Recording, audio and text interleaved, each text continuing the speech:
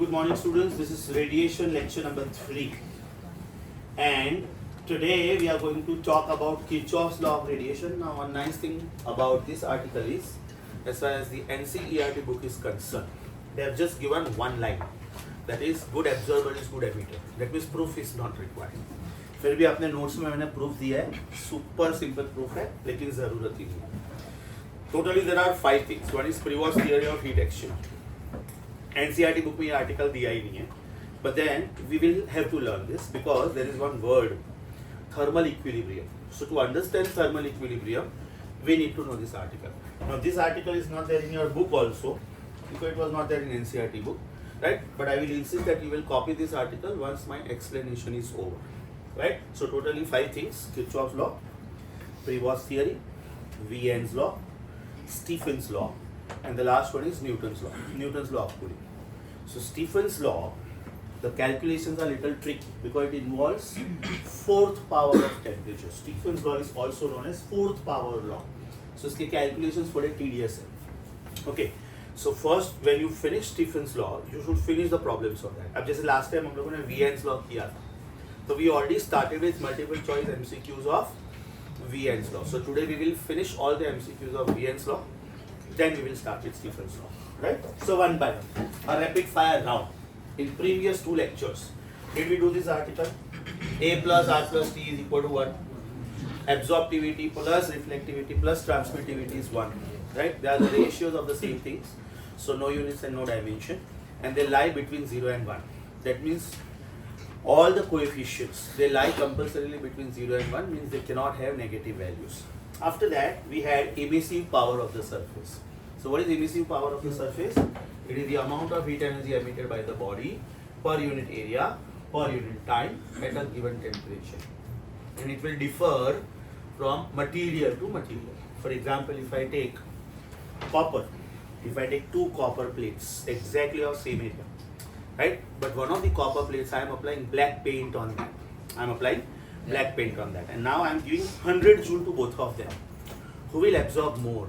Right? And therefore now when I allow them to cool down, who will emit more? So the one who absorbs more will emit also more, and therefore it will appear more bright. The one who emits more appears more bright. Let me explain what do I mean by that. There is one very, very beautiful question which is there in all the books. Suppose you have got a metal plate, and on that metal plate there is a rough black spot. Maybe you deliberately painted it. Now you put this metal plate in a furnace, means allow it to absorb heat energy. Suppose its temperature goes up to 1000 Kelvin, 1100 Kelvin, मतलब very hot, about 700 degrees Celsius plus. You just have to take care that it doesn't melt. Now you take it out of the furnace. That means you are allowing it to cool. So out of metal plate and black spot, who will appear more bright? Black. Because when you gave energy, black absorbed more. So now when you allow it to cool, though that black spot is part of metal, but out of metal and black, can I say this portion also is metal only, same metal. Only thing is only that patch you have painted black. So the one who absorbed more will emit also more, and the one who emits more appears more bright. Example, stars. Stars are very hot, right? That means their absorption power is great. In fact, solar spectrum or the spectra related to stars, they are called black body spectra, right? So high absorption is high emission. This is the principle followed by that. Logic समझा बेटा, right? ऐसा दूसरा मस्त question ये आता है कि suppose one person is with black skin, another person is with normal skin or white skin, मतलब fairer or little more fairer, right? Then who will appear more cold and more hot? तो उसमें option ऐसे पूछते हैं, more cold, less hot, less cold, more hot, more cold, more hot, less cold, less hot. The person with black skin, when solar radiations fall on your body, because of your pigmentation in the body, can I say black will absorb more, and therefore it emits also more.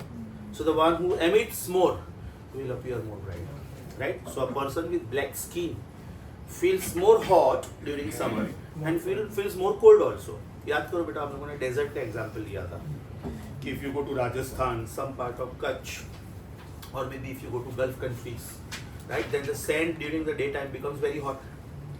because it became very hot during the daytime, in the evening time it will lose also heat at a faster rate according to Kirchhoff's law of radiation. That means if you go to Rajasthan, the days are very hot and nights are very cold. Is that clear? मतलब range बहुत रहता है. आप बॉम्बे का temperature देखोगे ना, तो day time में अगर टेम्परेचर सपोज 34-35 डिग्री है, राइट, समर में, तो रात में टेम्परेचर 29-30 डिग्री है. मतलब the margin is 5-6-7 degrees. But if you go to Rajasthan and all, suppose day time में टेम्परेचर 42 है, तो शाम का टेम्परेचर शायद 16 डिग्री, 18 डिग्री, 20 डिग्री ऐसा है. That mean the margin is great because the one who absorbs more emits also more. समझा बेटा? बोल. वो ब्लैक स्पॉट वाला जो उसमें ब्लैक स्पॉट के आसपास का एरिया ज़्यादा हॉट होगा और एरिया नहीं बोलने का मतलब वो ब्लैक स्पॉट का ही एरिया ज़्यादा होगा. मतलब मान ले ये तेरा बेटा कॉपर प्लेट है और उसमें से ये जो पोर्शन है ये तूने ब्लैक किया है, पेंट किया है, अब इसको हीट दिया. तो if you touch this portion and this portion, और there is one thermometer called resistance thermometer, platinum resistance thermometer. It can measure very high temperatures. So when you just put a wire over here, right, then there is a relation between resistance and temperature. R1 upon R2 is T1 upon T2. तो resistance read करके वो temperature read करके देगा तुझे. So if you touch wire here and then wire here, then this portion will appear more hot because this was black.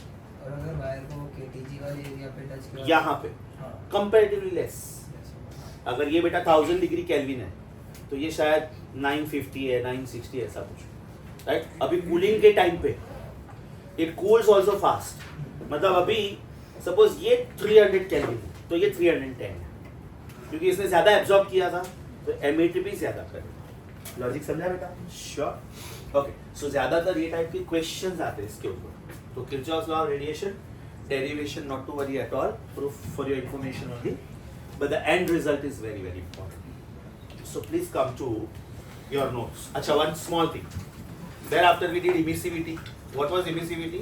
It is the ratio of emissive power of the surface to the emissive power of the black surface. It is the ratio of emissive power of the surface to the emissive power of the black surface. So are you on your notes? Page number.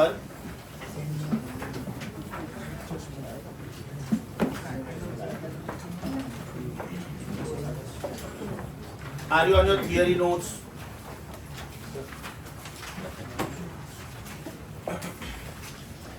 Are you on page number? Are you on page number 97? हो चुका था. 98 हो चुका था. 99 हो चुका था.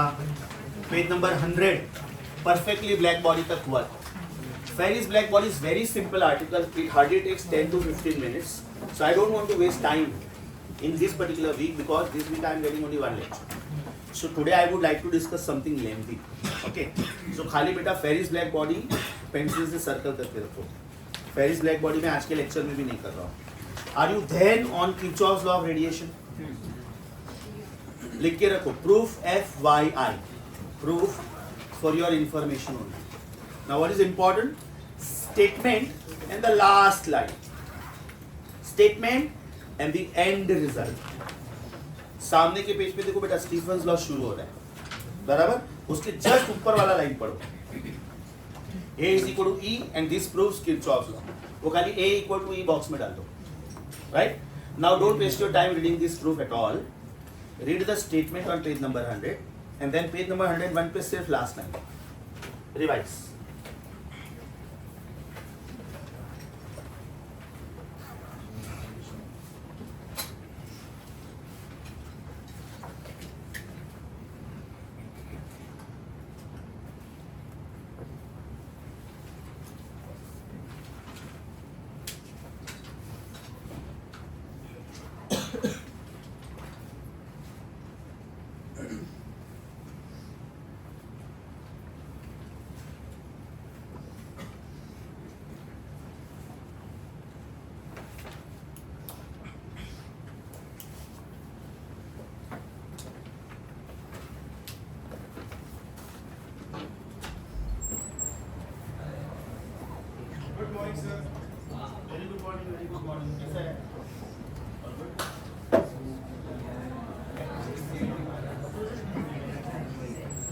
ये हो गया बेटा. Okay. Now previous theory of heat exchange, और ये आपके बुक में नहीं है. तो या तो आप इसको यहाँ पे कॉपी कर सकते हो. My suggestion would be that page where the chapter ends. So my suggestion would be you should copy this on page number 106. Page number 106. अब पहले ध्यान से सुन लो बेटा, एकदम super duper simple article, super duper simple article. It is called Prevost theory of heat exchange. And this theory says that there is nothing like only loss of heat या तो only gain of heat. It is always mutual. There is nothing like only loss of heat or only gain of heat. It is always mutual. And it also says that every body above absolute zero exchanges heat.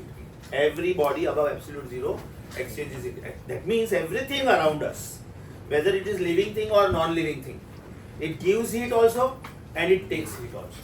So there is nothing like only loss या तो only gain. Now there are three examples.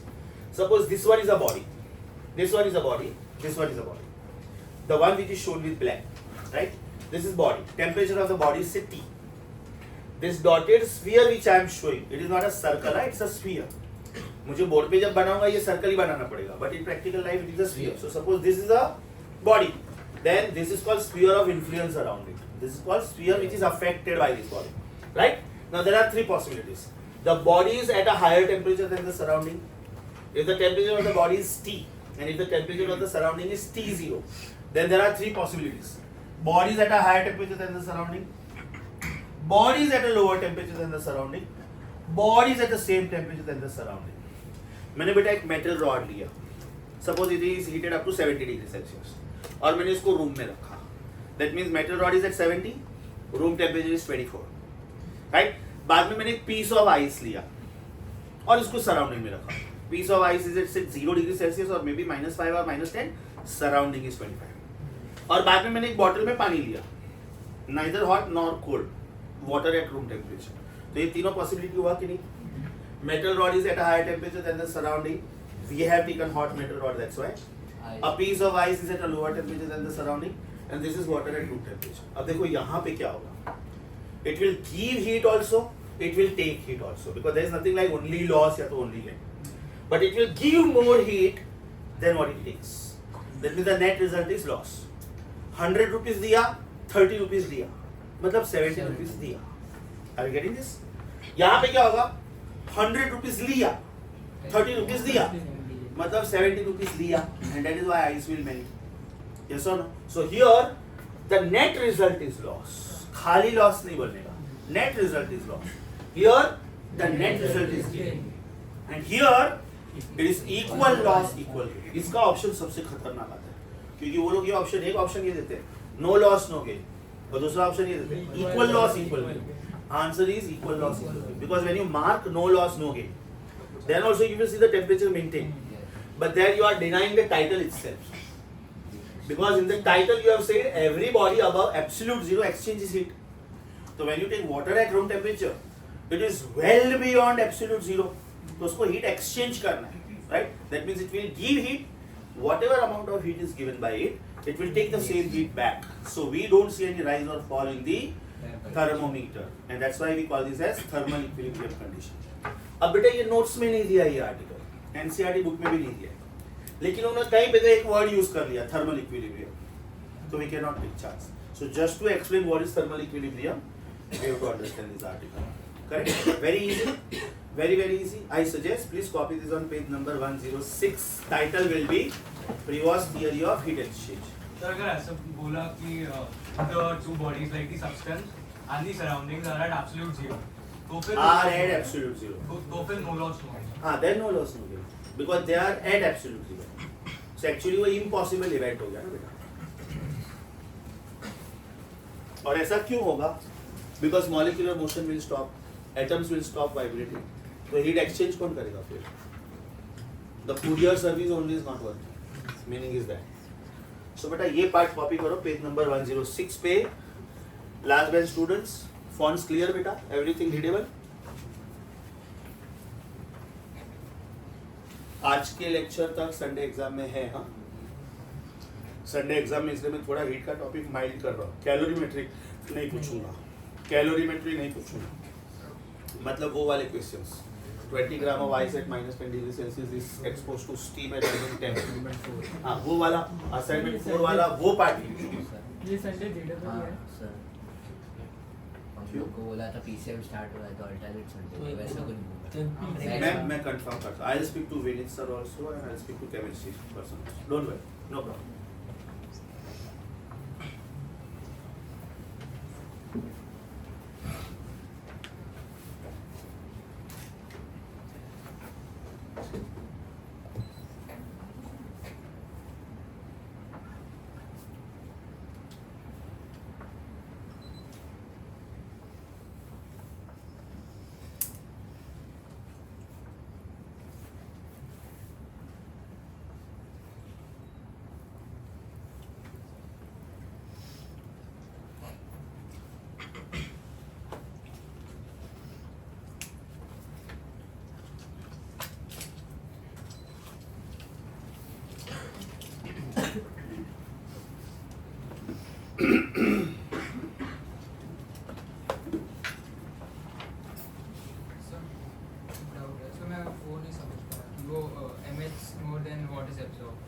ये body high temperature पे है बेटा right मतलब suppose इसने 100 joule दिया rule of exchange ये बोलता है कि ये सिर्फ दे नहीं सकता इसको लेना भी पड़ेगा राइट तो इसने 100 जूल दिया सामने 30 जूल लिया so the net answer is 100 given 30 taken so 70 given so the net result is loss यहाँ पे उल्टा 100 लिया 30 दिया तो 70 लिया यहाँ पे 100 दिया 100 लिया no loss no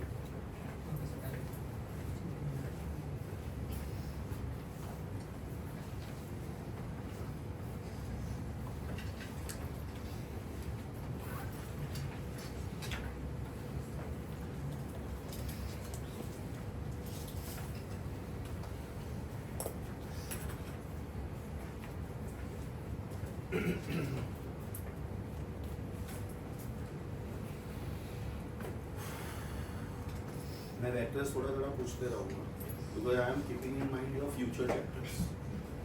Very soon when you start with kinematics and all that, you will require cross product, dot product. अभी रिफ्रैक्शन चालू हो गया बराबर ना तो याद करो बेटा आप लोगों ने वेक्टर्स में एक क्वेश्चन किया था कि if a tennis ball is thrown on the ground then what is change in momentum और अपना आंसर आया था 2mv cos थीटा अब ये सेम क्वेश्चन लाइट के चैप्टर में वो लोग बॉल के लिए नहीं पूछते हैं a ray of light is coming and going such that angle of incidence is angle of reflection कैसे पूछते हो is that clear previous theory finished copying very simple article okay so Kirchhoff's law just remember the statement and just remember the final result what is the final result a good absorber is a good emitter also that means black surfaces are very good absorbers therefore by default they are very good emitters silver surfaces and white surfaces they are very good reflectors therefore they are poor absorbers and because they are poor absorbers they are poor emitters also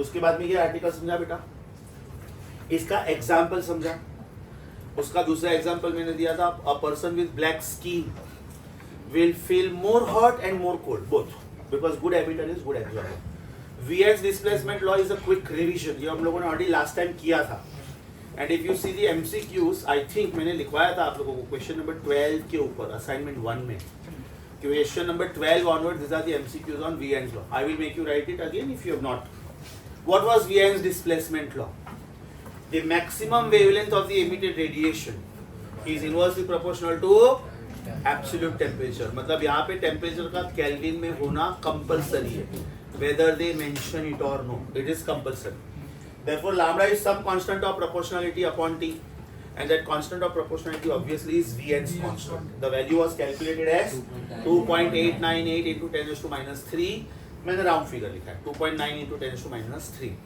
so if lambda is inversely proportional to absolute temperature can we say the product lambda and capital T should remain constant so lambda 1 T1 is equal to lambda 2 T2 this was Wien's law एक बार बेटा page number 103 शायद 104 I don't remember 103 revise Wien's law because after this first we will finish the MCQs of Vien's law, and then we will continue with Stephen's law.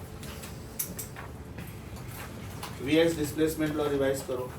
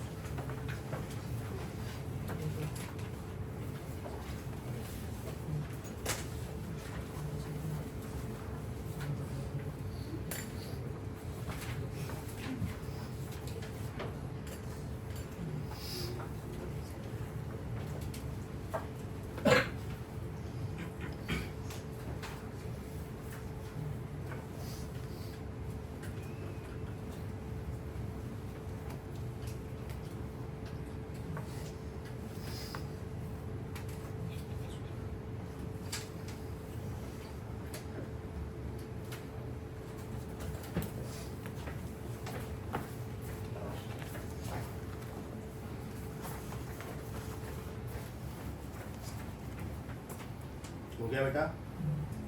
Okay, last time देखो कौन सा MCQs किया था हम लोगों ने? 12, 13, 14, 15 एक बार चेक करो प्लीज. वर्जे on Wien's law. 12th question के ऊपर लिखो. असाइनमेंट 1 पे आ जाओ प्लीज. 12th क्वेश्चन के जस्ट ऊपर लिखो वीएन्स लॉ. जस्ट ऊपर लिखो वीएन्स लॉ. और वीएन्स लॉ के ऊपर कौन से एमसीक्यूज है वो मैं लिखवा रहा हूँ. लिखा वीएन्स लॉ? लिखा? लिखो question number 12 to question number 12 to 20, question number 12 to 20, 31, 32, 37. Let me now check. 31, 32, yes, 37. 36 also, 36 also बेटा. 36, 37, 38. 31, 32, 36, 37, 38. 31, 32, 36, 37, 38.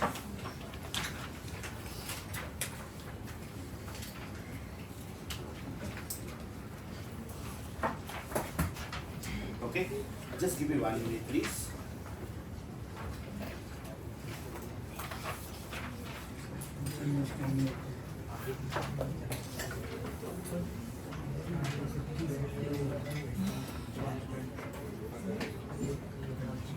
Before I continue, 12, 13, 14, 15 अपने MCQs हो चुके थे.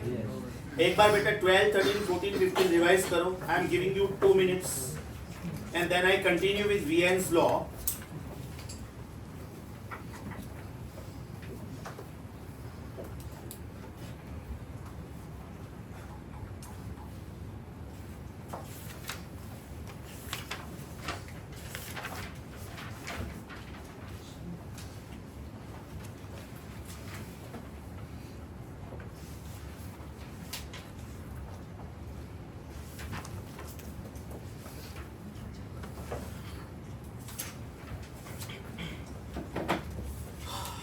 कंटिन्यू करो बेटा. तो first we will finish all the MCQs of Vien's law. You are going to copy them because this is your classwork assignment. Are we on 16th question? Are we on 16th question? When a graph is plotted between lambda and E lambda, सिर्फ ये एक question hold पे रखना पड़ेगा because this is on the graph of E lambda versus lambda. We have not yet done graph of energy versus wavelength. So pencil से circle करो. 16th question hold पे रखो. सर ई लैम्डा मतलब energy at that wavelength. Sorry? Energy at that wavelength. Energy at that wavelength. So 16th question hold पे रखो. We have not yet done this. Are we on 17th? Two stars X1 and X2 emit maximum energy radiation at wavelengths 480 nanometer and 600 nanometer respectively. Then what is the ratio of their absolute temperatures? Is it not very very easy question beta? What is the meaning of 17th question? Lambda 1 is 480 nanometer. Lambda 2 is 600 nanometer. इसका corresponding temperature is T1. इसका corresponding temperature is T2. Right? So T1 upon T2 पूछा है. Should it be lambda 2 upon lambda 1? Should it be 600 upon 480? Should it be 5 by 4? Yes or no? 12 5 are 12 4s are. Very easy question. Copy. Answer is 5 by 4. Right side पे बेटा working space में copy करो. जो मैं board पे कर रहा हूँ राइट साइड पे वर्किंग स्पेस में कॉपी करो। बाई चांस अगर मैं कुछ होमवर्क दे रहा हूँ तो बेटा वो घर पे जाके पेंसिल से करो, because you are not sure whether your working is right और wrong, that is you have a chance to correct it. जो बोर्ड से कॉपी करते हो इंक से करो डायरेक्ट।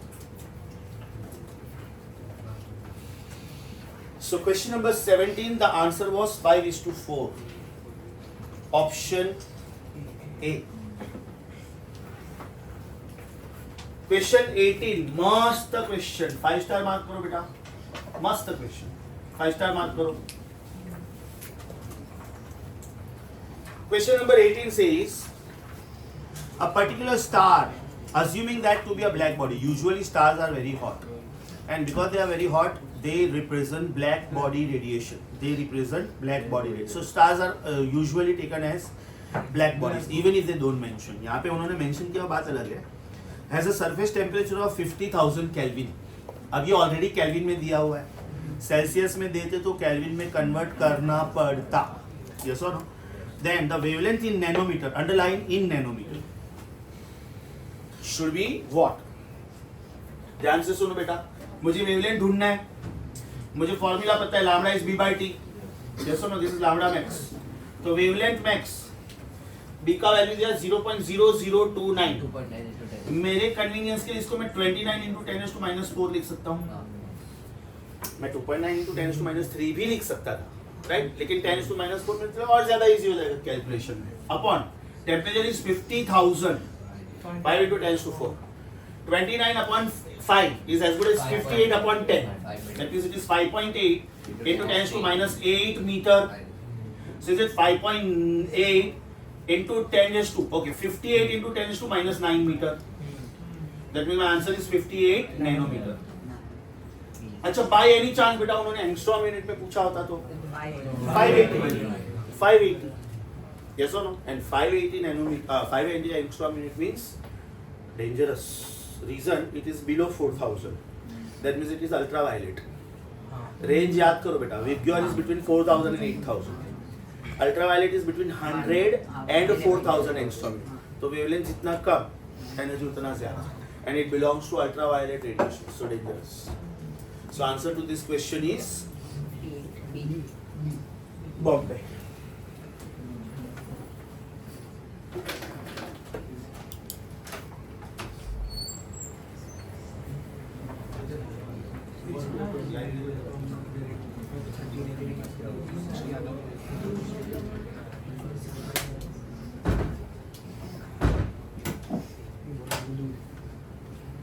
ये क्वेश्चन में बेटा टेम्परेचर दिया था, वेवलेंथ पूछा था। इसके बाद वाले क्वेश्चन में टेम्परेचर पूछा है, वेवलेंथ दिया है।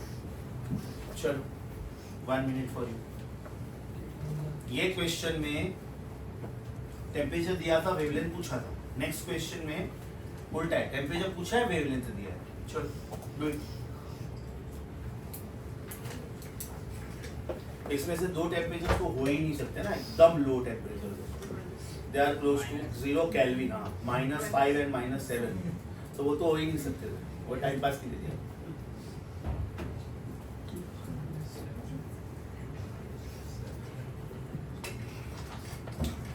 क्या आंसर आया बेटा? 10⁻⁷.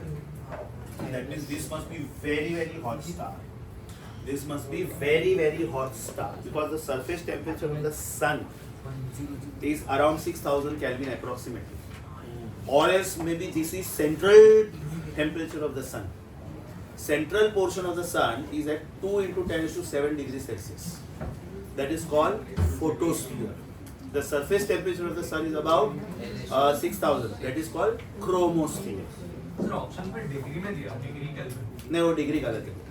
वो बोलते वक्त हम लोग डिग्री केल्विन बोलते हैं, लेकिन लिखते वक्त नहीं लिखना चाहिए। अगर देना ही है तो डिग्री एब्सोल्यूट में देना चाहिए, ये चलेगा।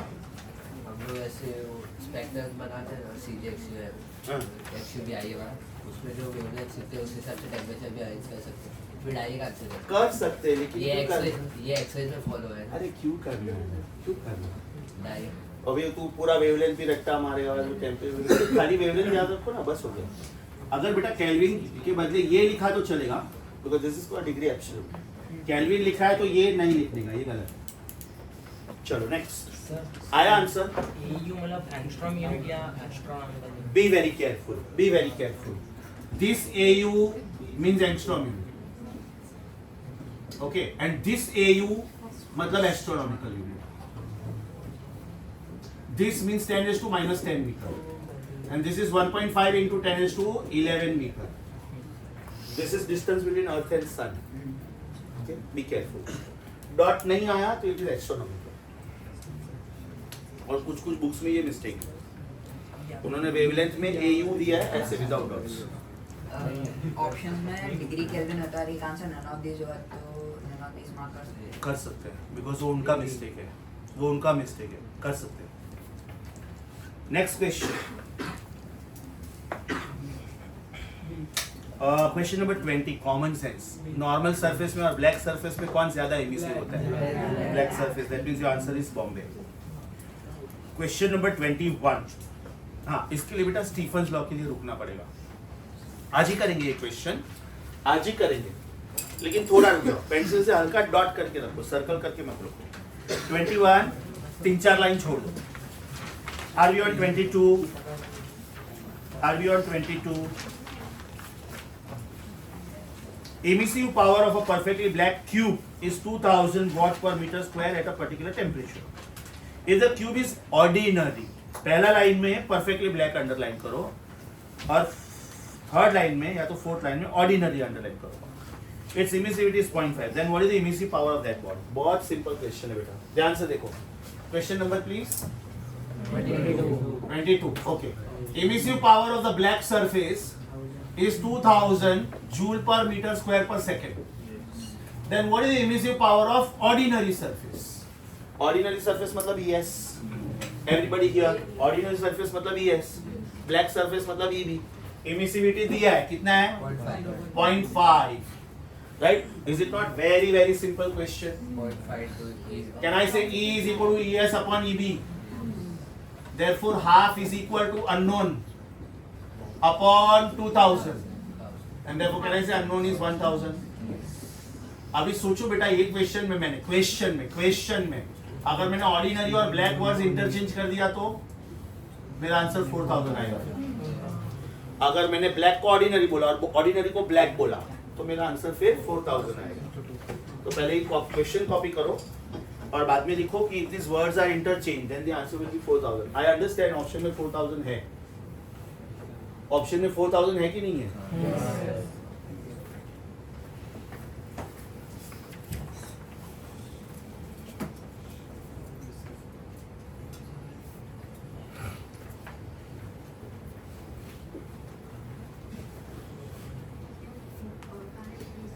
Feeling cold or hot? Hot now. Even I am feeling hot.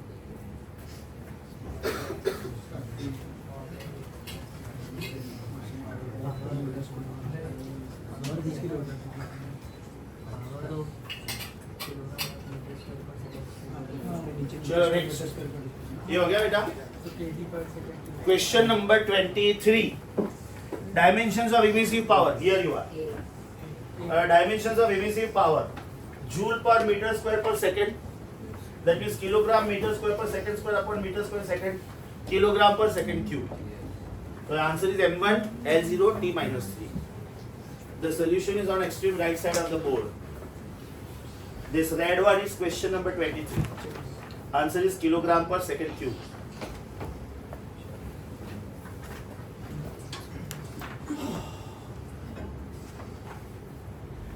Are we on 24th?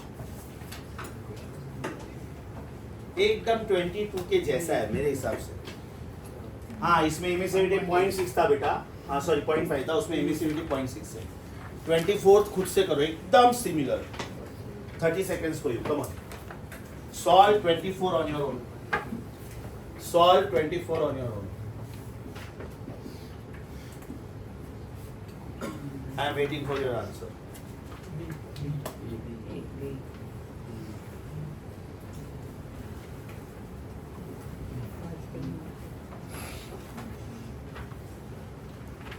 The answer is Bombay. The answer is Bombay. Question number 25. Question number 25.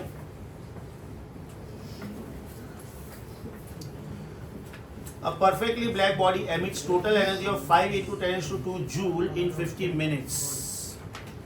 अब सारे ऑप्शन देखोगे ना बेटा तो वॉट पर मीटर स्क्वायर. वॉट का मतलब होता है जूल पर सेकेंड. मतलब ये मिनट्स में अलाउड नहीं है. We have to convert this into seconds. If the area is 10 square meter, then what is the emissive power? Absolutely populu question. Emissive power का फॉर्मूला क्या है? Q upon 80. Emissive power is what? Q upon 80. How much is Q? 500. How much is area? 10 ना? And time it should be 3000. Be careful. Bas, this was the only tricky part. So answer is 5 upon 3, 1.66. 10 का power ऊपर 2 है और नीचे 4 है, -2. That means 0.016 should be the answer. This is 5 upon 3 ना? So that is 1.66. This is 10 is to 2 and this is 10 is to 4. So 10 is to -2. Your answer is 5 upon 3 into 10 is to -2. That means 1.66 into 10 is to -2. Your answer is 5 upon 3 into 10 is to -2. That is 1.66 into 10 is to -2. So it is 0.0166.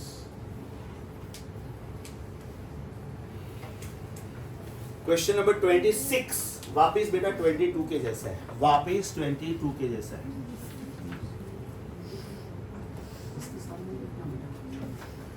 Question answer सामने नहीं हो सकता. लंबे question में मैं खुद ही बोल दूंगा. 26 बेटा खुद से ट्राई करो. चलो. Emissivity is given. Either ES is given, EB is expected, or EB is given, ES is expected. I don't know. But it is same as 22. It is same as 22.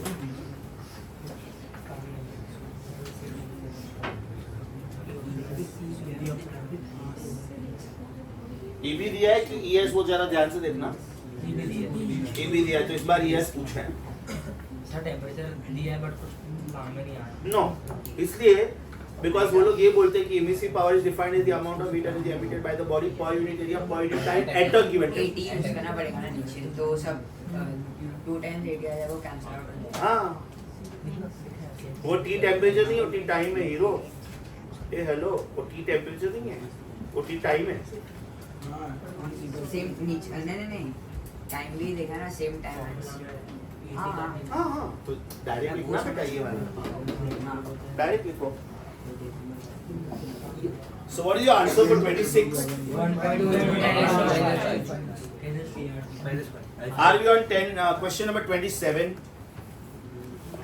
खाली हल्का सा डॉट करके रखो pencil से because it is Stephen's law. Stephen's law मैं आज ही कर रहा हूँ. ये जितना मैंने ग्रीन कलर से लिखा है ना, ये क्वेश्चन आज ही कर रहा हूँ. ओके, खाली पेंसिल से हल्का डॉट करके रखो. Are you on question number 28? पूछने का स्टाइल मस्त है. पूछने का स्टाइल मस्त है. Metal cube each of side 3 centimeter. Metal cube means all faces are squares and all sides are equal. Right? So question number 20. कौन सा? 28. Question number 28. This is a metal cube. Can I say if it is at higher temperature than the surrounding, that means it will liberate heat from all the faces. It will liberate heat from all the faces. Yes or no? Right, left, up, down, front, back. Right? So what is area? Is it 6L square? So is it 6 into side कितना है? 3 into 10 raised to -2, the whole square. So what is the area of this cube? Is it 54 into 10 raised to -4 square meter? बस ये बेटा ये सिर्फ part कैची था. Right, important था. बाद में क्वेश्चन इजी है. एमिसिव पावर पूछा है. What is the formula of emissive power? Is it Q by 80? Q value please. 0.27 kilo calorie. तो सारे ऑप्शंस में किलो कैलोरी में है. 1 कैलोरी 1 किलो कैलोरी और 2 जूल. किलो कैलोरी भी तो है ना. तो हम लोग एक बार ट्राई तो कर सकते हैं. बाद में किलो कैलोरी में मैच नहीं हुआ तो जूल में कन्वर्ट कर लेंगे. कितना किलो कैलोरी वापस बोलो. So can I write this is 27 into 10 to -2. Yes or no? Upon area मिला 54 into 10 to -4. Time please. Time 100 seconds. ध्यान से देखो बेटा, ये पूरा कट हो गया. That means your answer is half kilo calorie per meter square per second. 500 calorie पर मीटर स्क्वायर पर सेकेंड। तो मैच हो रहा है, तो मुझे जूल पे जाने की जरूरत नहीं है। My answer is half kilo calorie. My answer is half kilo calorie पर मीटर स्क्वायर पर सेकेंड, दैट इज 500 कैलोरी पर मीटर स्क्वायर पर सेकेंड। मतलब बेटा ये प्योर एमकेएस यूनिट नहीं है, सीजीएस और एमकेएस का मिक्सचर है। So such units are called hybrid units. Such units are called hybrid units. Have you seen this kind of a unit? Answer is yes. J का value है 4185.5 joule पर kilo calorie, means approximately 4200 joule पर kilo calorie. तो बेटा ये pure MKS unit हुआ। But many a times in problems you have seen they give 4.2 joule पर calorie. तो ये एमकेएस हुआ, ये सीजीएस हुआ, फिर भी ये अलाउड है। So this is called hybrid unit. Hybrid unit का मतलब समझा? When MKS and CGS come together and still it is allowed, then this is called hybrid unit. Chemistry में ऐसा एक यूनिट आएगा ग्राम पर coulomb. It is the unit of electrochemical equivalent. अब ये होना चाहिए था किलोग्राम पर कूलम या तो फिर ग्राम पर ESU। ESU का मतलब होता है इलेक्ट्रोस्टैटिक यूनिट, वो CGS होता है। और else stat coulomb. Stat coulomb भी CGS unit of charge. Only coulomb is MKS unit of charge. तो यहाँ पे जैसे एमकेएस अपॉन सीजीएस था, वैसे यहाँ पे सीजीएस अपॉन एमकेएस है केमिस्ट्री में, and it is called electrochemical equivalent, right?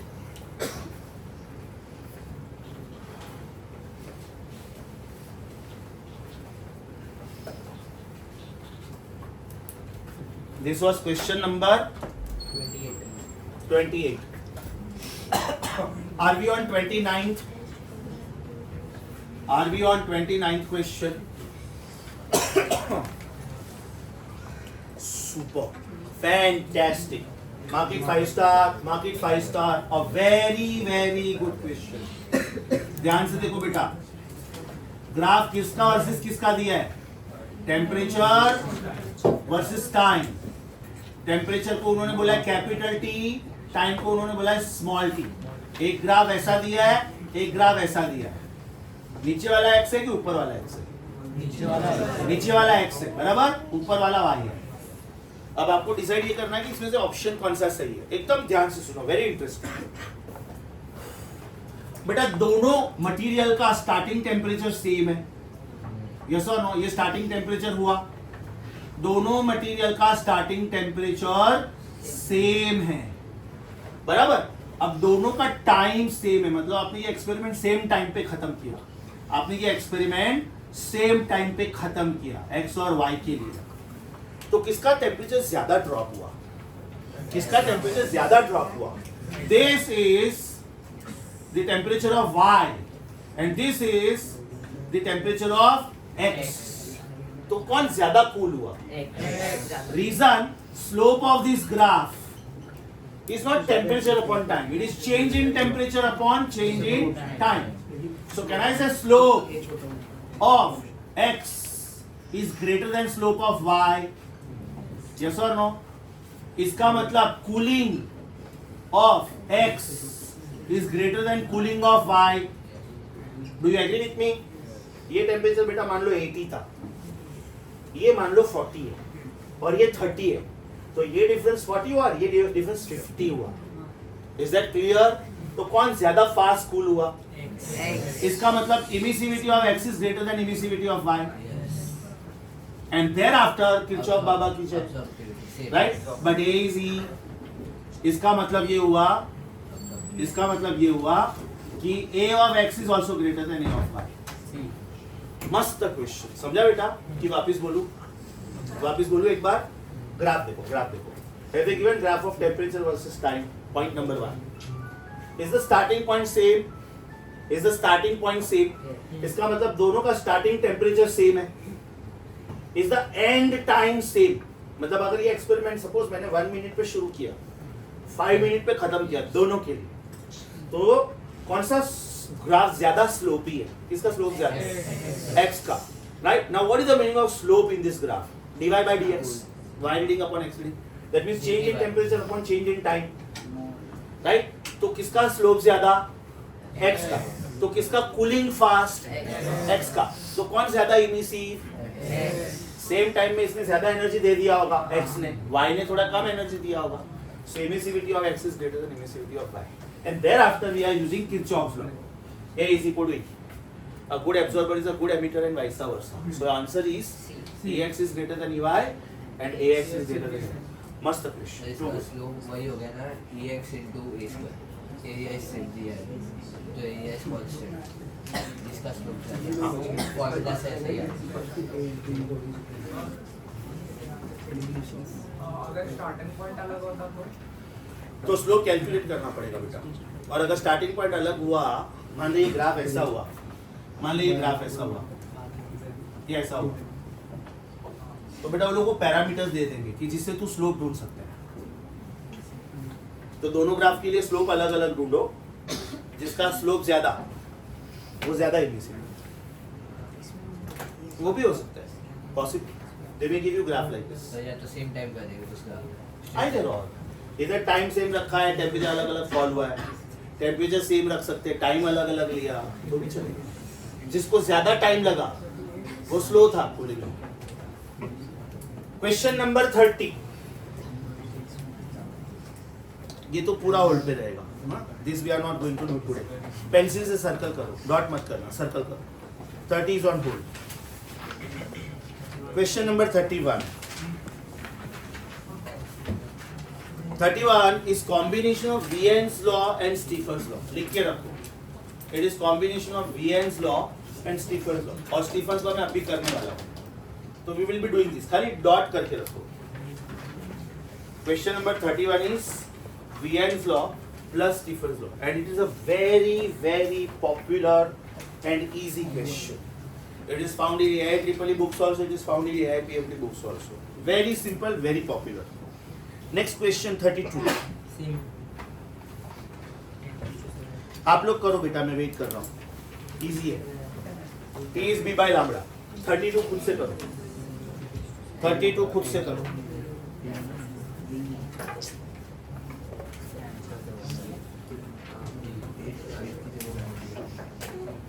lambda is B by T, 3 में से 2 दिया है, waiting.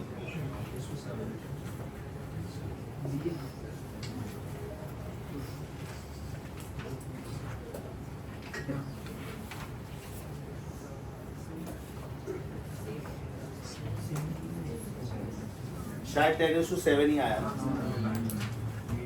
Mind you 10⁻7 is the central temperature of sun. Sun is very hot at the center. It is called photosphere. The temperature is in the range of 2 crore degrees Celsius. And at the surface, it gradually cools down. Crore से लेके वो temperature around 6000 Kelvin तक आता है. By the time it reaches Earth, right, many radiations are lost in the surrounding. Right, plus when they enter atmosphere, stratosphere, mesosphere, there also it further goes down.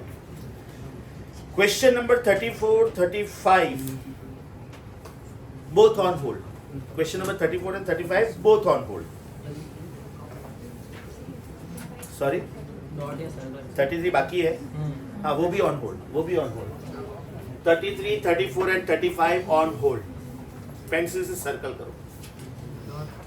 36 आप लोग खुद से करो, चलो proud of you.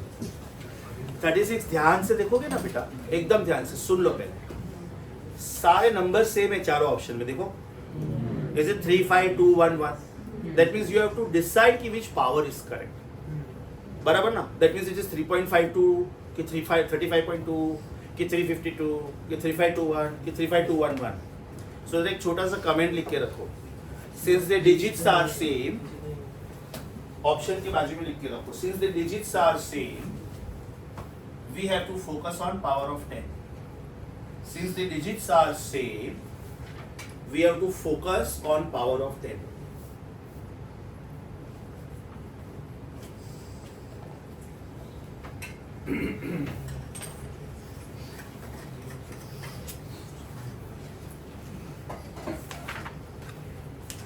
क्या answer आया बेटा?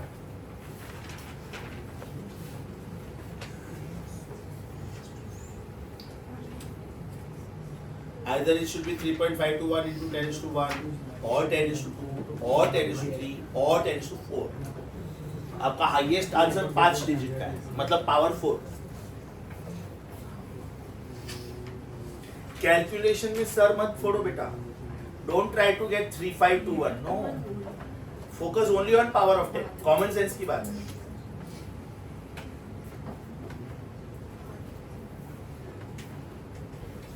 Calculation समझ में आ रहा है कि हेल्प करूं? वो नैनोमीटर को मीटर में कन्वर्ट करना पड़ेगा, वो नैनोमीटर को मीटर, अच्छा दोनों नैनोमीटर कैंसिल होगा। हाँ तो जरूरत, दोनों नैनोमीटर तो जरूरत नहीं है। और वो जो 71 नैनोमीटर है ना, उसको राउंड ऑफ करके 70 ले लो। Answer is Delhi, correct.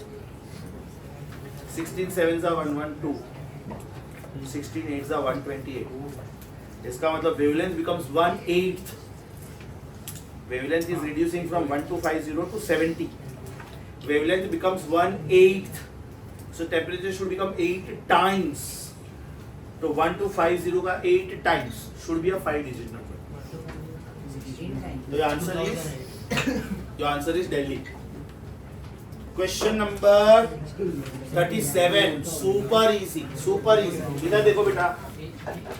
If lambda is inversely proportional to temperature. If lambda is inversely proportional to temperature, can I say frequency is directly proportional to temperature? And if frequency is directly proportional to temperature, that means change in temperature with respect to original is change in frequency with respect to original. मतलब ये आपका answer होगा। Delta nu upon nu should be delta t upon t. Delta nu upon nu should be delta t upon t. समझा कि वापस बोलो? Lambda is inversely proportional to absolute temperature. That means frequency is directly proportional to absolute temperature. So change in frequency upon original frequency is change in temperature upon original temperature.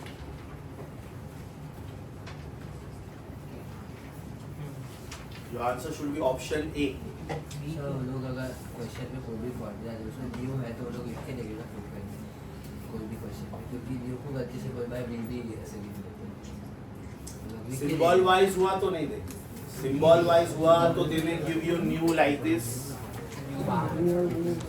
they may give you new like this, they may give you new like this, they may give you n also. Frequency का symbol n भी है। तो वो लोग ऐसा देते हैं Excel symbol, हाँ प्रॉपर सिंबल देते बहुत हैं। बार वी होता है। नहीं प्रॉपर सिंबल नहीं दिया ना तो यूनिट से जजमेंट लेने का। If the unit is hertz, that means it is frequency, and if the unit is meter per second, that means it is छोटा velocity। चलो बेटा, question number 38, smart question। Question number 38 is a very good question। ध्यान से सुनो बेटा, मेरे साथ में शुरू मत करना, मेरे साथ में शुरू मत करना। Is it the graph of something versus something? It is graph of intensity। Intensity मतलब याद करो बेटा, power upon area. Power upon area मतलब energy upon time upon area. तो उन्होंने एक ग्राफ दिया है ऐसा, एक ग्राफ दिया है ऐसा, दूसरा ग्राफ दिया है ऐसा, और तीसरा ग्राफ दिया है ऐसा। वेरी इंपॉर्टेंट इज थोड़ा ऊपर, ठीक है। Very important is marking. Temperature का क्या मार्किंग दिया है वो मुझे एकदम बराबर से बोलो। लेफ्ट वाला T1 है, ओके, लेफ्ट वाला इज T1, ये T1 है, ब्लू वाला T2, ब्लू वाला T3 है, ओके, और ये वाला T2 है, बराबर। अभी स्टूडेंट गलती से क्या समझते हैं कि ये हाईएस्ट टेम्परेचर है, फिर ये नो, इधर लैम्बडा है, ध्यान से देखो, इधर लैम्बडा है, इसका मतलब ये करस्पॉन्डिंग लैम्बडा 1 हुआ। ये T1 है तो ये लैम्बडा 1 हुआ, ये करस्पॉन्डिंग लैम्बडा 3 हुआ, और ये करस्पॉन्डिंग ना, ये लैम्बडा 2 हुआ, और ये करस्पॉन्डिंग लैम्बडा 3 हुआ, और ये लैम्बडा 2 हुआ, बराबर, ये लैम्बडा 2 हुआ। तो बेटा वेवलेंथ वाइज क्या रिलेशन आया? Lambda 1 as you see is less than lambda 3 is less than lambda 2. So temperature 1 is more than temperature 3 is more than temperature 2. Wien's law. Wien's law. मस्त question, be very careful please. समझा कि वापस बोलूं? ये particular temperature का corresponding wavelength इतना हुआ ना, देखो इतना, इसका वेवलेंथ इतना हुआ, वेवलेंथ बढ़ रहा है, और इसका वेवलेंथ इतना हुआ, तो which is the least wavelength? lambda 1, then which is the most wavelength? Lambda 2, बराबर? Therefore which is the least temperature? T1, and which is the most temperature? T2. That means T3 is the intermediate temperature. पूछने का style मस्त है. Intensity ऐसे ही दिया था. No, why? Intensity is power upon time. The greater the temperature, greater the energy radiated. ऐसे ही थोड़ी दिया है. Intensity ऐसे ही थोड़ी दिया है. Intensity is power upon area, power is energy upon time. तो more the intensity मतलब more the energy. Sir lambda तो वहाँ से स्टार्ट हो रहा है तो उसका स्टार्टिंग का दिन है कहाँ से स्टार्ट हो रहा है? जहाँ पे लेंथ तो तेरा बेटा 0 से ही शुरू होगा ना measurement. Your this coordinate is always 0. और ये ग्राफ स्टार्टिंग के कुछ हम लोगों को वेवलेंथ इतने ज्यादा स्मॉल होते कि वे दिखते नहीं है और वो टेम्परेचर उतने ज्यादा हाई होते हो कि वो हम लोग लेते नहीं. हाँ, शिफ्ट ऑफ ओरिजिन से कर, वाई एक्सिस शिफ्ट कर ले उधर तो भी चलेगा. क्वेश्चन 38 समझा बेटा? क्वेश्चन 39 दिखने में लंबा चौड़ा दिख रहा है. Super duper simple question. Intensity is more, so energy will be more, therefore wavelength is less. Correct. E is hc by lambda. ये देखना बेटा. 1 2 3 4 5 6 7 8 9 10 11 12 right and 13 is the intensity is. Now the intensity is increasing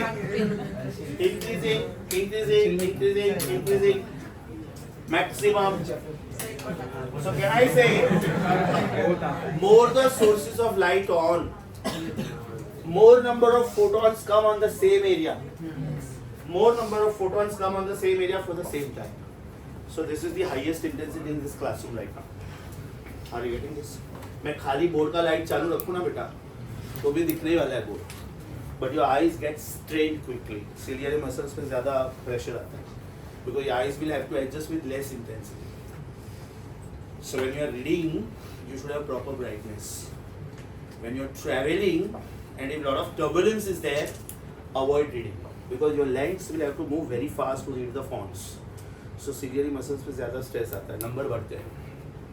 So when you are traveling in train and suppose it is going with one pace, no ज़्यादा turbulence, then you can read.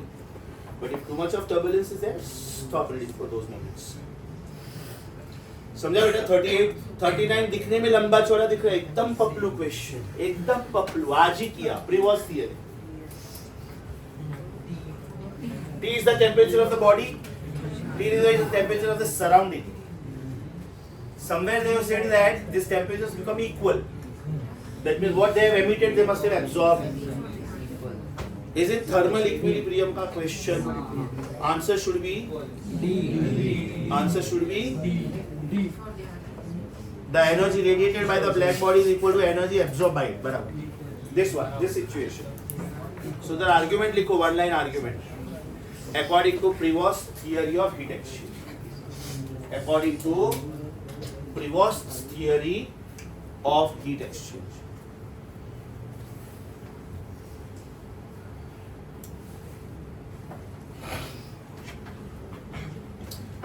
So now we start with the next law, Stephen's law, another benchmark in the field of physics. Because this was again the law where we used to deal with very, very hot bodies in the outer part of the universe, particularly stars. Because in the laboratory, we normally go up to the temperatures of about 3,500, 4,000. Oxyacetylene flame, hydrogen flame, they are very, very hot. उसके बाद बहुत high temperature मिलता है explosion of bombs में. Hydrogen bomb, nuclear bomb, which obviously is against humanity, so we don't perform these experiments, right? And therefore we find this kind of temperatures in the outer space, particularly stars. So whenever we talk about solar spectrum, solar spectrum is also referred to as black body spectrum, right? As per the experimental data, Stephen found out that the amount of heat energy emitted by the black body per unit area, per unit time is directly proportional to 4th power of absolute temperature. मतलब उसने अलग अलग star पे optical पायरोहेलियोमीटर focus किया, सबका diameter ढूंढा तो सबका एरिया मिल गया. Because area of a sphere is 4 pi r square, where r is diameter upon 2. Area मालूम था, time for which the experiment was performed is very easy. I am starting my experiment at 9 o'clock. I will finish my experiment at 9:10. That means I am performing this experiment for 10 minutes. Means 600 seconds. So time is known to me. So when he collected this data and when he performed n number of experiments, he found that this is directly proportional to 4th power of absolute temperature. इसका मतलब बेटा नहीं भी दिया ना तो भी ये कंपलसरी है कि आपको टेम्परेचर एब्सोल्यूट टेम्परेचर में कन्वर्ट ही करना है. ये चैप्टर में 5 आर्टिकल्स है. Previous theory, Kirchhoff's law, Stefan's law, Newton's law and Wien's law. उसमें वीएन्स लॉ में और स्टीफन्स लॉ में it is compulsory that you express the temperature in kelvin. इसका मतलब ये हुआ कि Q upon AT is some constant of proportionality times temperature raised to 4. Obviously this constant of proportionality is respect to the scientist, tribute to the scientist. This is called Stephen's constant.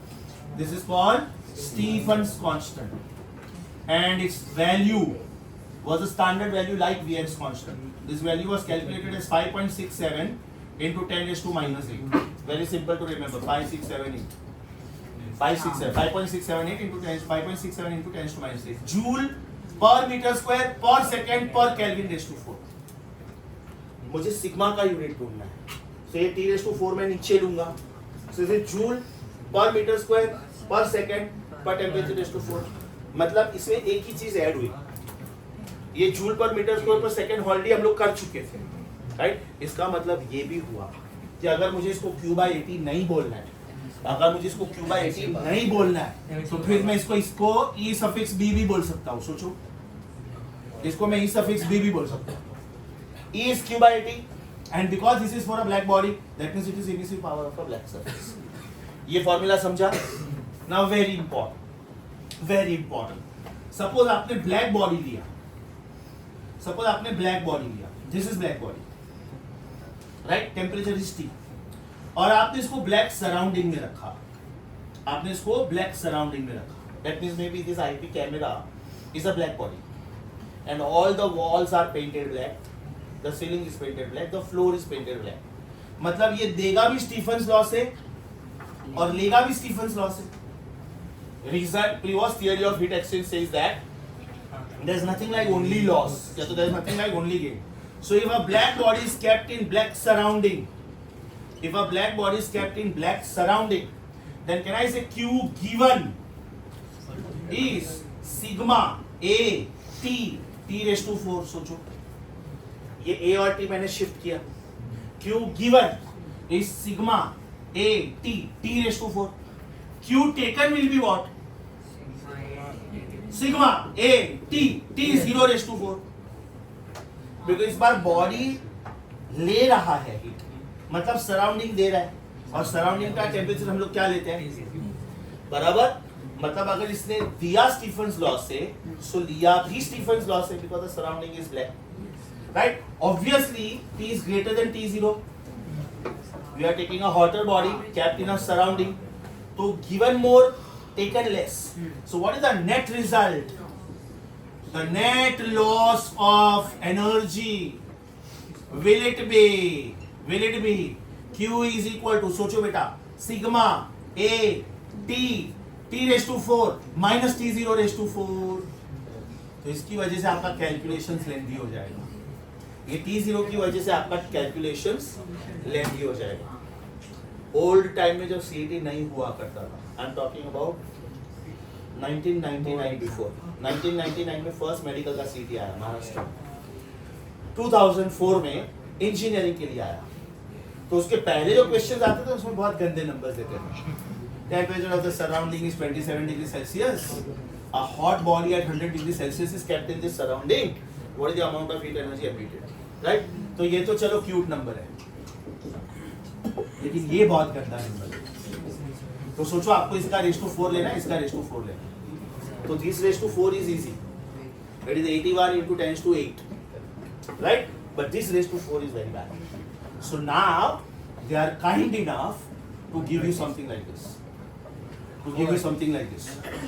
To give you something like this. To give you something like this. Temperature और star भी देते हैं ना, तो ऐसा गंदा number नहीं देंगे, ऐसा क्यूट नंबर देंगे. या तो फिर 2727 degrees Celsius. So when the number is ending with 27, after adding 273, it becomes easy. Another advantage of that will be, बेटा जब ये 300 केल्विन है, ये वो रेस टू 4 है, तो is it 81 into 10 to 8? Sigma का -8 के साथ वो कैंसिल हो जाएगा. जब आप 300 रेस टू 4 लोगे, इज इट 81 into 10 to +8? तो इसका पावर आया 10 to +8, सिग्मा का पावर था 10 to -8. So that way calculation becomes simple. Logic समझा? One last thing, ये जो फॉर्मूला था, this was for perfectly black body. This formula was for perfectly black body, right? If the body is ordinary black, if the body is not perfectly black, if the body is not perfectly black, right? That means it is just a black body. Then Q should be E sigma A T T raised to 4 minus T0 raised to 4. Perfectly black body के लिए बेटा E1 होता है ना? अब मान लो perfectly black body नहीं है, ऐसा कुछ है, 0.5, 0.6, 0.7, तो उतना ही परसेंट एमिट करेगा या तो उतना ही परसेंट एब्जॉर्ब करेगा. लॉजिक समझा? So the last one is the most general formula. This is the most general formula. तो स्टीफन्स लॉ का कभी भी क्वेश्चन आया ना बेटा, सीधा पहले ये फॉर्मूला छाप देना सीधा, और बाद में देखते जाने का कि क्या क्या नहीं दिया है. जो नहीं दिया वो नहीं निकलेगा नेक्स्ट स्लाइड में. मैंने इमिसिविटी नहीं दिया, means I am talking about perfectly black body, नहीं तो मैं इमिसिविटी देता. मैंने एरिया नहीं दिया, मतलब I am talking about per unit area. मैंने टाइम नहीं दिया, means I am talking about per unit time also. अगर मैंने ए और टी दोनों नहीं दिया, means I am talking about straight away Q by AT. Sir वो ES और EB भी दे सकते हो. ES और EB भी दे सकते. Yes, that is why you introduce E, no. अगर उन्होंने सराउंडिंग टेम्परेचर नहीं दिया तो T0 भी नहीं लिखा.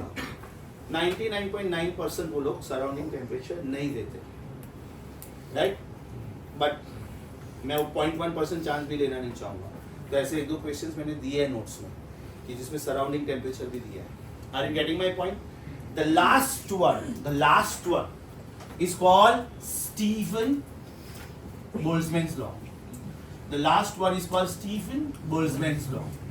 मतलब जब temperature of body and temperature of surrounding दोनों दिया, then this is called Stephen Boltzmann's law. If you write only this, then this is called Stephen's law. This is called Stephen's law. This is Stephen Boltzmann's law. याद करो, मैंने last time बोल्ट्जमैन्स constant का formula दिया था. अगर लिखा है तो अच्छी बात है, नहीं लिखा है तो लिख लेना. What is Boltzmann's constant? Denoted as small a. It is universal gas constant upon Avogadro's number. ठीक है, और ये फिजिक्स और केमिस्ट्री दोनों में काम में आएगा. Please let me know. Have you understood Stephen's law? Sir. Super sure. अगर कोई if Q upon AT is proportional to T raised to 4, Q upon AT will also be proportional to T ना? सिर्फ T. Only T? No. At a given temperature है ना बेटा. तो जब ये एकदम hot bodies है, then it is proportional to T raised to 4, not T. When lower temperatures are there, suppose मैंने water at 30 degree लिया और उसको मैंने 55 तक heat किया, then Newton's law comes into action. That means for smaller temperature difference values, we use Newton's law of cooling. तो उसमें T minus T0 होता है. Temperature of the body 55, temperature of the surrounding 25. The difference is only 30. But we are talking about very hot bodies. Temperature of the body 127 degrees Celsius. Temperature of the surrounding 27 degrees Celsius. तो बेटा अभी 100 पे depend नहीं करेगा, वो बहुत बड़े number पे डिपेंड करेगा. Because 127 degree Celsius is 400 kelvin, 27 degree Celsius is 300 kelvin. तो it is not dependent on 400 minus 300. No, it is dependent on 400 raised to 4 minus 300 raised to 4. तो बहुत बड़ा नंबर आएगा. अगर बेटा आपके पास 10 रुपए है और मेरे पास 20 रुपए है, तो मैं सिंपली बोलूंगा ठीक है आपके पास मेरे से हाफ द अमाउंट है, लेकिन अभी मैं इसकी बात कर रहा हूं. Oh my God, that means you really have very less amount than me, because you have 10,000 and I have got 1,60,000. Yes or no? So when the temperatures are high, we use Stephen's law, we don't use Newton's law, right? एकदम ध्यान से बेटा Stephen's law पढ़ो, because अभी मैं ये सारे pending questions करता हूँ आज. एकदम ध्यान से स्टीफन्स लॉ पढ़ो. Are you on page number 101 and half of 102? एक भी लाइन छूटना नहीं चाहिए,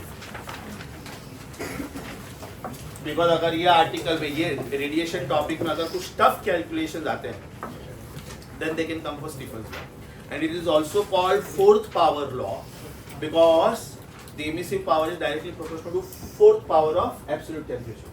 So title के बाजू में ये भी लिख के रखो, it is also called fourth power law. अब यहाँ पे ऐसा लिखा हुआ है कि this is CET point of view, लेकिन बायोलॉजी स्टूडेंट्स बेटा मेरे पास एकदम लेटेस्ट NCERT है और उसमें ये फॉर्मूला उन्होंने दिया हुआ है NCERT बुक में. अब सबसे रिस्की पार्ट क्या होता है, हमने फॉर्मूला दिया है, हमको ये फॉर्मूला नहीं पूछना था, हमको इसके ऊपर प्रॉब्लम बना के पूछना था, तो you can not fight with them. उन्होंने NCERT बुक में दिखा दिया.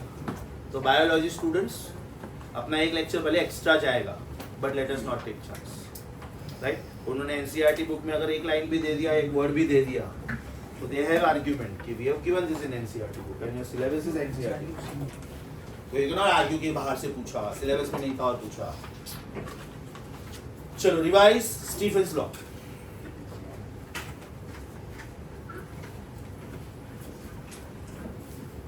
वो जो CET पॉइंट ऑफ व्यू लिखा है ना, वो कट करो, डोंट टेक चांसेस.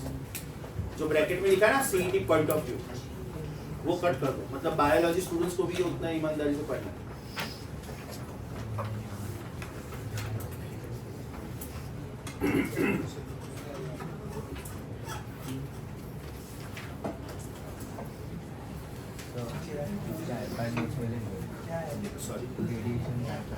बस रेडिएशन का बेटा आईपैड नोट्स मैंने संडे से लिखना शुरू किया because last week I was very busy, so I will finish it by Friday और सैटरडे. हाँ, ये वीक में वैसे भी मेरा एक ही लेक्चर है. हाँ, तो I will post it on maybe Sunday after the exams are over, because I am getting time only in the evenings and when I write iPad notes I have to be super focused. अगर मुझे थोड़ा भी ऐसा लग रहा है अभी मेरे हैंड राइटिंग डिस्टॉर्ट हो रहा है, बराबर से नहीं हो रहा है, तो मैं सेंटेंस भी कंप्लीट नहीं करता हूँ. फिर मैं नेक्स्ट डे के लिए वेट करता हूँ, बिकॉज आप लोग उसका प्रिंट आउट निकालते हैं. तो obviously just give me 2-3 days, I am about to finish.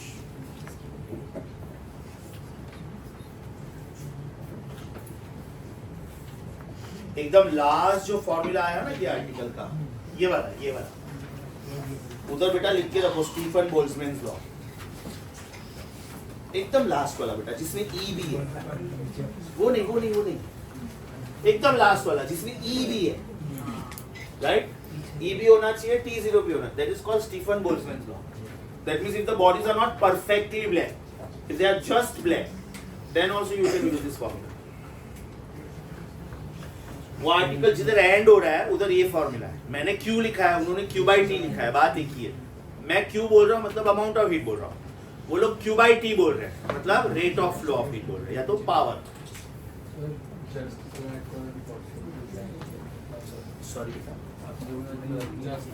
Just black और परफेक्टली ब्लैक में बहुत फर्क है बेटा. परफेक्टली ब्लैक मतलब इज 1, जस्ट ब्लैक मतलब वो 0.98 हो सकता है, 0.95 हो सकता है, 0.5 हो सकता है. Platinum black 0.98, lamp black 0.95. आज हम लोगों ने 3 क्वेश्चंस किए, 22, 24, 26. एक में 0.5 दिया था, एक में 0.6 दिया था, एक में 0.4 दिया था. तो perfectly black only means E is 1. Ordinary black में ई वो लोग जो देंगे लेना पड़ेगा, which is more than 0 but less than 1. तो more than 0 और less than 1 के बीच में infinitely values आ सकते हैं. Yes everyone? Now before we continue with these green ones, because they were the pending ones, check the list of formulae please. Are you on page 105? Are you on page 105?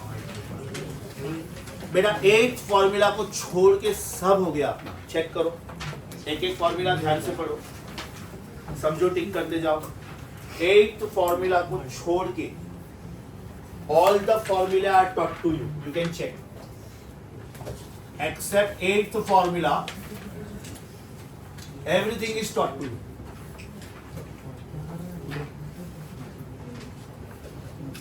Revise and then I continue.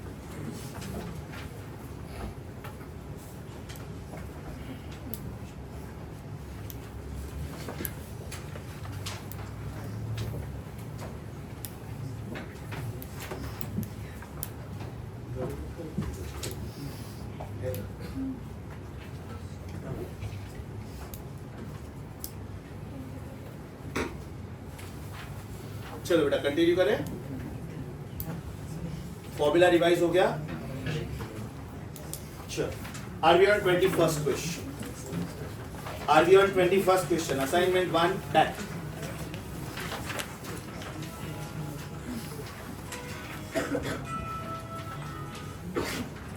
Good morning दीदी. नहीं, it was by mistake. It was in last dial call. So गलती से. इतना सुबह सुबह मैं थोड़ी phone करूंगा आपको सारी से. नहीं, इट वाज बाय मिस्टेक. ना, सो सॉरी. आज भी जल्दी बिजी हूँ. अभी ये बिजी सब बिजी हूँ. नहीं, जितना जल्दी हो सके उतना आता हूँ. आप मेरे लिए चॉइस करके रखो. Thank you. Question number 21, super easy. The temperature is becoming double. The energy should become 16 times. Temperature becomes double, the energy should become 16 times. Q depends on T raised to 4. So Q2 upon Q1 is T2 upon T1 raised to 4. Double raised to 4. Answer is 16. अब यहाँ पे बेटा language बहुत मस्त है. उन्होंने क्या बोला है कि the energy received is increased by a factor.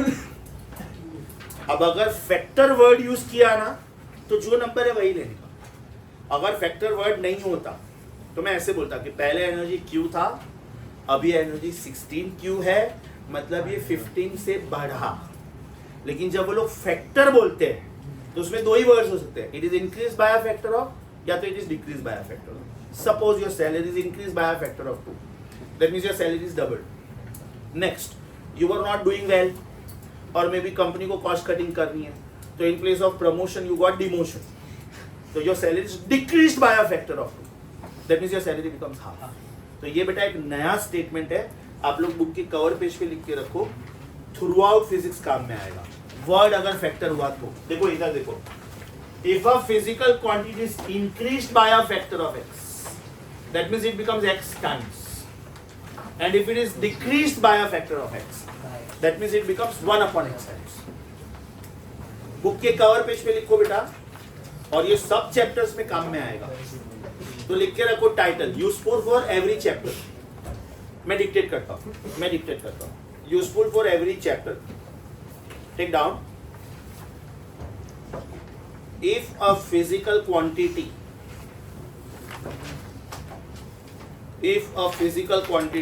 is increased.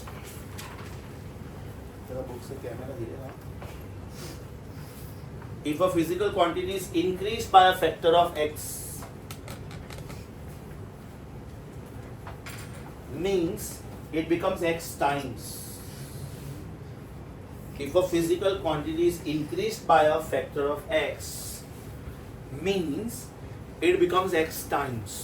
मतलब सपोज मैंने ये बोला कि it is increased by a factor of 7, that means it becomes 7x, right? Next paragraph. If a physical quantity is decreased by a factor of x, if a physical quantity is decreased by a factor of x, means it becomes 1 upon x times. Means it becomes 1 upon x times. तो बेटा अगर ये question में factor word नहीं होता तो फिर आपका आंसर 15 आना चाहिए. पहला एनर्जी 10 था सपोज, नया एनर्जी 160 हुआ, तो is it increase by a factor of 16? Yes और no? But if they say it is increase by how much, factor word ही यूज नहीं किया, that mean delta Q is equal to 160 minus 10, that is 150.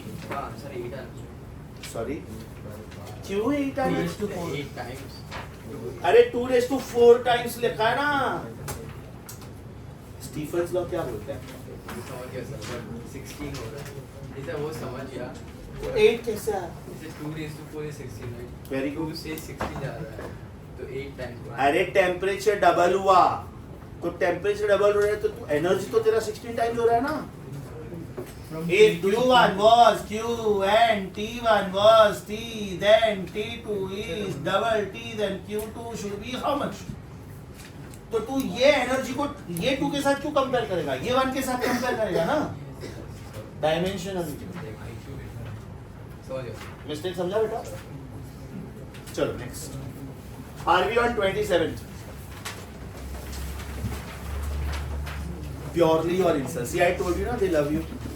Check. Have they given the temperatures ending with 27? तो पहला temperature कौन सा है? पहला temperature कौन सा है? 1327. So is it 1600 Kelvin? 800 दूसरा टेम्परेचर कितना है? 527. Right? Is it 800 Kelvin? Yes or no? So Q1 upon Q2 should be T1 upon T2 raised to 4. 1600 raised to 4 upon 800 raised to 4. That means 16 upon 1.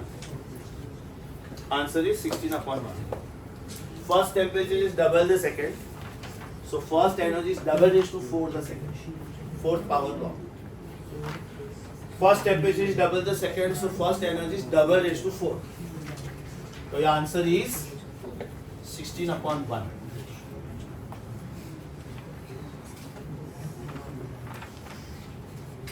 समझा कि वापस बोलो. Mind you, it is compulsory for you to convert the temperature in. Next one. तो यहाँ पे अगर option में दिया 4, 8, 16 एंड नन ऑफ दीज, तो रेशियो पूछा है, तो 1:1 के लिए मार्क करना है कि नहीं? हाँ, इंटीजर टाइप में नहीं करना, तो नन ऑफ दिस करना पड़ेगा. 16 upon 1 दिया और अगर ये JEE में इंटीजर टाइप में आया, तो 16 you are not supposed to write 16 upon 1, you have to write 16 only. तो फिर none of the above. Correct. Question number 31. Question number 31. मस्त क्वेश्चन, टू गुड. ध्यान से सुनो बेटा, ध्यान से सुनो. पहले वेवलेंथ कितना था? पहले वेवलेंथ कितना था? लैम्डा 0. वो टाइम पे अभी नया वेवलेंथ कितना हो गया? 3/4 ऑफ लैम्डा 0. बराबर. तो पहले टेम्परेचर जो भी था, कैन आई से नया टेम्परेचर विल बी 4/3 टाइम्स. सोचो, पहले वेवलेंथ लैम्डा था, अभी वेवलेंथ 3/4 हुआ. दैट मीन्स पहले टेम्परेचर अगर T था तो अभी टेम्परेचर 4/3 हुआ. तो पहले आर्ग्यूमेंट में कौन सा लॉ यूज हुआ बेटा? Wien's law. राइट. इसका मतलब Q2 upon Q1 new energy upon old energy is T2 upon T1 raise to 4. इसका मतलब it is 4/3 raise to 4. Your answer is 256 upon 81. Very popular question for AIPMT also and AIEEE also. वापिस सुनो एक बार. Wavelength becomes 3/4, temperature becomes 4/3 times, energy becomes 4/3 raise to 4 times. मतलब पहले statement में वीएन्स law use हुआ, दूसरे स्टेटमेंट में स्टीफेंस लॉ यूज हुआ. Your answer is 256 upon 81. समझा कि वापिस बोलो. और अगर इसको एकदम फास्ट लिखना है तो ऐसे लिखने का. ध्यान से देखो. Lambda becomes 3/4, temperature becomes 4/3, therefore energy becomes 4/3 raised to 4. समझा? पहला रिलेशन वीएन्स लॉ, दूसरा relation Stephen's law.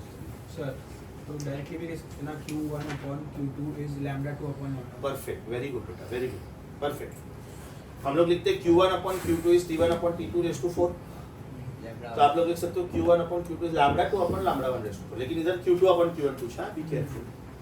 Because I am not surprised if one option is 81/256. गंदा ऑप्शन नहीं. ठीक है, अच्छा ऑप्शन. उन्होंने raise to 4, raise to 3, raise to 2, raise to 1 ऐसा दिया. अच्छे ऑप्शन. Next one. समझा बेटा? 31. Are you on 37? 37, 38, 39 हो गया ना? तीनों. Anyways, now homework for you. Assignment number 2.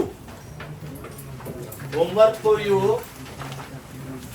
Assignment number 2.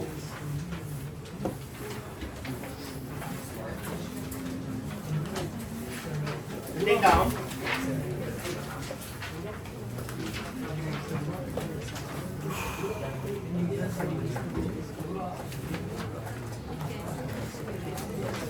Homework for you. Assignment number 2, question number 16 to 30. Sorry, 16 to 31. Assignment number 2, question numbers 16 to 31. Except 26 and 30.